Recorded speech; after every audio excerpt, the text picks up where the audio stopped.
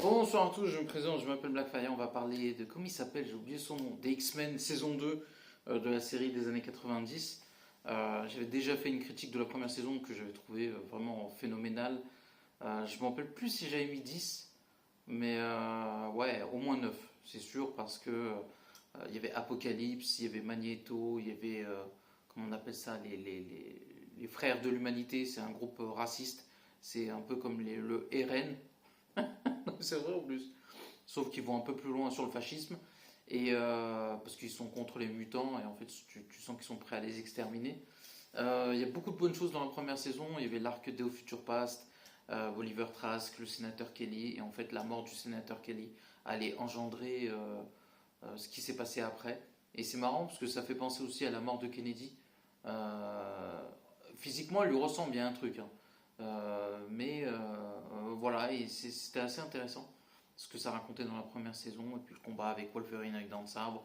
Je vais pas tout résumer, en plus ça finit logiquement par le mariage de Cyclope et de Jean, et c'est là où on va enchaîner justement avec la deuxième saison, avec un méchant emblématique que j'aime beaucoup, qui est Mister Sinister, qu'on voit plusieurs fois dans la saison, qui va affronter plusieurs fois les X-Men, qui va faire une expérience qui va rendre Morph complètement amorphe, si on peut dire ça comme ça. Il va le contrôler psychologiquement, et tu vas voir son côté schizophrène tout au long de la saison.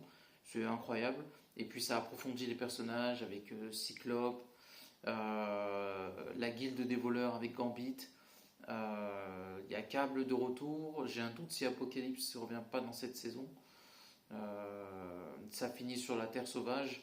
Il y a la confrérie de Magneto. Il se passe beaucoup de choses. Il se passe vraiment beaucoup de choses et c'est vraiment une bonne saison. Je la trouve inférieure à la première, mais elle est intéressante parce que ça approfondit les personnages de Wolverine.